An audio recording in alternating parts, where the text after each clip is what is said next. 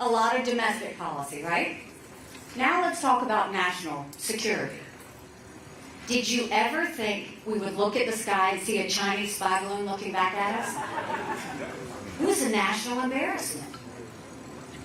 You've got Russia invading Ukraine, you've got Iran building a bomb, you've got North Korea testing ballistic missiles, you've got China on the march. But make no mistake, none of that would have happened had we not had that debacle in Afghanistan. The idea that Michael and his military brothers and sisters who served there had to watch us leave Bagram Air Force Base in the middle of the night without telling our allies who stood shoulder to shoulder with us for decades because we asked them to be there. Think about what that told our friends. More importantly, think about what that told our enemies. What are we doing? And now you see what's happening. And let me tell you, China has been preparing for war with us for years. And that's not me being dramatic. They're already here.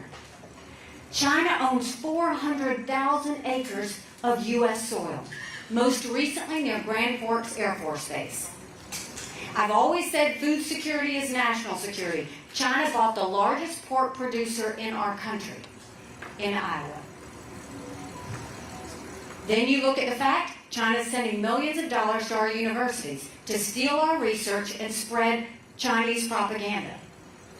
Our Chinese companies are lobbying Congress on behalf of the Chinese Communist Party. And we've had enough fentanyl come across that border, and the Americans they have killed is more than the Iraq, Vietnam, and Afghanistan wars combined. 75,000 just last year. You look at the technology, there's certain technology we know we don't want China to have because it builds up their military and it threatens America.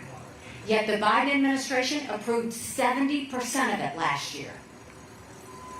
And when it comes to our military, China is ahead of us. They have the largest naval fleet in the world. They have 350 ships. They'll have 400 in 2 years. We won't even have 350 in 2 decades. They have started developing hypersonic missiles. We barely started. They're doing nuclear. They're doing space. They're doing artificial intelligence. They are now the biggest developer of neurostrike weapons. That's engineered to change brain activity and cause malfunction in military leaders and segments of the population. We need to wake up. And now, how long? We don't know how long this has been happening, and it's another reason why we got to clean out our intelligence agencies. But now you've got a spy center going up in Cuba off the coast of Florida, and you wait. The whole intent is to put Chinese military soldiers right there. And if that happens, God help us. We have to get hold of our national security. And you don't do it by appeasing them, and you don't do it by being friendly with them. You do it with strength. There were 2 things that Russia and China never wanted us to have. They never wanted us to be energy independent, and they never wanted us to have a strong military. We will make sure we're not energy independent, we are energy dominant. No more going hat in hand to Saudi Arabia.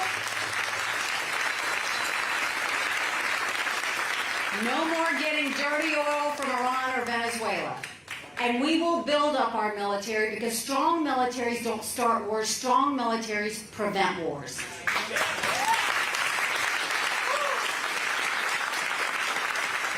So how do we take on China? How do we go and make a difference in this? The first thing is we go back and we say we don't let them buy any U.S. soil, and we take back what they've already purchased.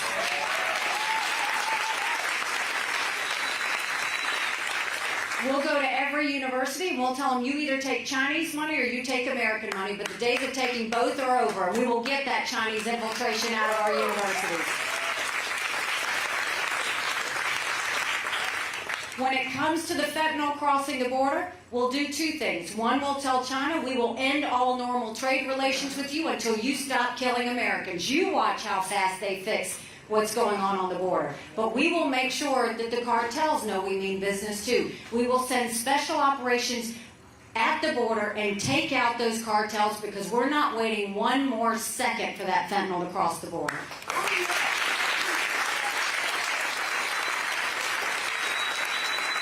The list of technologies that we know China shouldn't have, we're going to blacklist. We're not going to even have an approval process. They don't get anything that's going to hurt Americans or hurt America. And then we will go forward with our military and be smart. The future wars are not going to be land, air, and sea like they've been before. We have to be land, air, sea, artificial intelligence, space, cyber. So we need to modernize our military. We need to make sure that our men and women are best equipped to defend should they have to. And you don't do that by throwing money at the Department of Defense.